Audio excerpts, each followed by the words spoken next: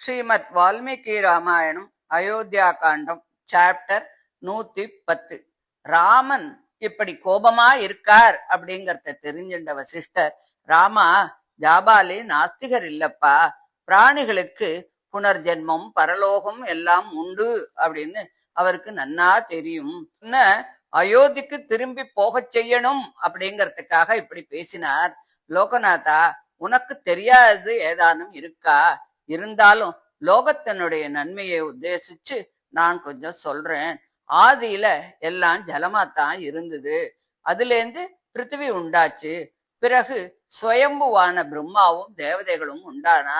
பிறகு நாராயணன் வராக ரூபம் எடுத்து அந்த ஜலத்திலிருந்து பூமியை வெளியிலே எடுத்து மகாத்மாக்களான தன்னுடைய புத்திரர்களுடன் பிரபஞ்சமெல்லாம் படைச்சார். ஆகாசம் என்ற பரபிரம்மத்தில் இருந்து சதுர்முக பிரம்மா உண்டானார். அந்த பதவிக்கு ஒத்தர் பின் ஒத்தராக இடைவிடாமல் தேவதைகள் வந்து கொண்டிருந்ததால அந்த ஸ்தானத்தை உடையவரான பிரம்மா பிரவாகத்தை போல் நித்தியமானவர். ஒரு ஆற்றுல ஓடும் ஜலத்தின் துளிகள் ஒரு க்ஷணங்கூட ஒரு இடத்துல நிற்காம மாறி மாறி போனாலும் அவைகள் அடங்கிய அந்த வெள்ளம் ஓயாமல் ஒரே திசையாக ஓடுவது போல இந்த பிரபஞ்சத்தில் உள்ள அதிகாரி புருஷர்கள், இந்திராதி திக்பாலர்கள் எல்லோரும் அடிக்கடி மாறினாலும் கூட அவர்களுடைய பதவிகளுக்கு ஏற்பட்டிருக்கும் பெயர்கள் நித்தியமானது. அதாவது மகாராஜா, கவர்னர், கலெக்டர் என்பது போல மற்ற ஜீவ கோடிகளை காட்டிலும் நீண்ட ஆயுள் உள்ளவரான அவர் நித்தியர். அந்த ஸ்தானத்திலிருந்தே மோட்சத்தை அடைவதால் அவர் அழிவில்லாதவர். அவருடைய மானச புத்திரன் மரீச்சி. அவரிடம் இருந்து வம்ச பரம்பரையாக விவஸ்வான் என்ற சூரியன், வைவஸ்வதமனு. இவர் இஷ்வாகு வம்சத்திற்கு ஆதி புருஷன். இஷ்வாகு இவர் சூரிய வம்சத்தில் முதலாவது அரசன். பூமியை முழுவதும் ஆளும்படி மனு இவருக்கு அதிகாரம் கொடுத்தார். அயோத்தியை முதலில் ஆண்டவர் இவர்தான். விகுஷி, பாணன், அனரண்யன் இவனுடைய காலத்துல பஞ்சம், திருட்டு, வறட்சி இவைகள் இல்லை.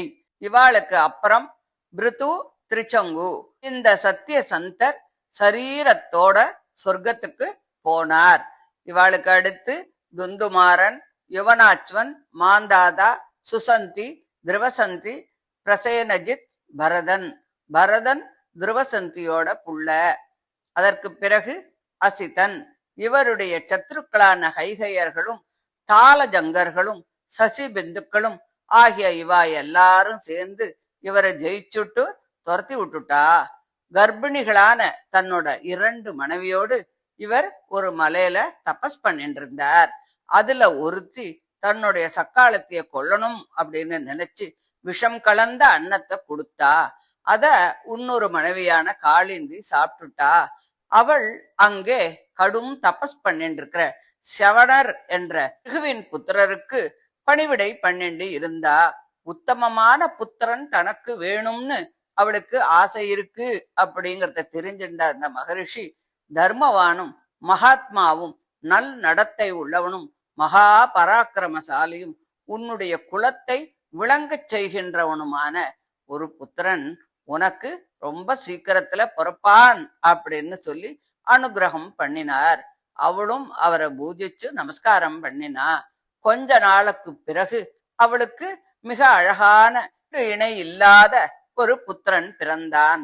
அவளுடைய கர்ப்பத்தை அழிக்க அவளோட சக்காலத்தில் கொடுத்த விஷத்தோடு அந்த குழந்தை கலந்து பிறந்ததால அவனுக்கு சகரன் அப்படின்னு பேர் வந்தது. இப்பொழுது பர்வ காலங்களில் பொங்கி ஜனங்களுக்கு பயத்தை தரக்கூடிய இந்த சமுத்திரத்தை வெட்டினது அந்த சகரன் தான். சகரனுக்கு பிறகு அசமஞ்சன். அவர் செஞ்ச பாபத்துக்காக அவரை அரசன் ராஜ்யத்திலேந்து வெளியில துரத்தி விட்டுட்டார். அதற்கு பிறகு அம்சுமான், திலீபன், பகீரதன், ககுஸ்தன், ரகு. ககுஸ்தன், ரகு ஆகிய இவர்களால் காகுஸ்த வம்சம் என்றும் ரகுவம்சம் என்றும் பேர் வந்தது. இவர்களை அடுத்து பிரவருத்தன். இவருக்கு கல்மாஷபாதன் சௌதாசன் அப்படின்னு 2 பேர் உண்டு. இவர் சில காலம் வரைக்கும் சாபத்தால மனுஷர்களை சாப்பிட்டு இருந்தார். அவருக்கு பிறகு சங்கணன், அவர் கல்மாஷபாதன் இவரையும் இவருடைய சைன்யத்தையும் ராட்சச வேஷம் போட்டுண்டு கொன்னுட்டார். அதற்கு பிறகு சுதர்சனன், அக்னிவர்ணன், சீக்கிரகன், மரு இவாள்லாம் யோக பலத்தால இப்பவும் ஹிமயமலை சாரர்ல காலப கிராமத்துல இருக்கா. அவதரிக்க போகும் கல்கி பகவானுக்கு இவாள்லாம் சேனாதிபதியா இருப்பா. பிரசுச்ருகன், அம்பரீஷன், நகுஷன், நாபாகன், அஜன், சுவ்ரதன், தசரதன். இந்த தசரதன் அஜனுடைய புத்திரன். அவருடைய மூத்த புத்திரன் ராமன் என்ற பெயர் பெற்ற நீந்தான். புராணங்கள்ல சொல்லப்படுகின்ற சூரிய வம்ச கிரமத்துக்கும் இந்த வசிஷ்டர் பாலகாண்டத்துல சீதாவனுடைய கல்யாண சமயத்துல சொன்ன வம்ச பரம்பரைக்கும் இங்க சொல்றதுக்கும் சில வித்தியாசங்கள் இருக்கு அப்படின்னு சொல்ற. அதனால உனக்கு நியாயமா கிடைக்க வேண்டிய ராஜ்யத்தை ஏத்துண்டு உன் குடிகளை நீ காப்பாத்தணும். இஷ்வாகு வம்சத்துல இதுவரையில் மூத்த புத்திரன் தான் ஆட்சி பண்றான். மூத்தவன் இருக்கும்போது இளையவனுக்கு ராஜ்யாபிஷேகம் கிடைக்காது. ரகு வம்சத்து மன்னவர்களின் குலதர்மம் இதுதான். இதை நீ இன்னைக்கு கெடுக்க பாக்குறது எந்த விதத்திலும் நியாயம் இல்ல. தன தானியம், ரத்தனம் முதலிய சிரேஷ்டமான பொருள்களாலும் பல ராஜ்யங்களாலும் விளங்கும் இந்த பூமிய உன்னை தவிர வேறு யாருமே ஆள முடியாது. தசரதருக்கு பிறகு நீதான் ஆளணும் அப்படின்னு வசிஷ்டர் சொல்றார் அப்படின்னு சொல்லி இந்த 110வது சாப்டரை முடிக்கிறார். இதை தொடர்ந்து 111வது அத்தியாயத்தை அடுத்த ஆடியோவில் பார்க்கலாம். தேங்க்யூ.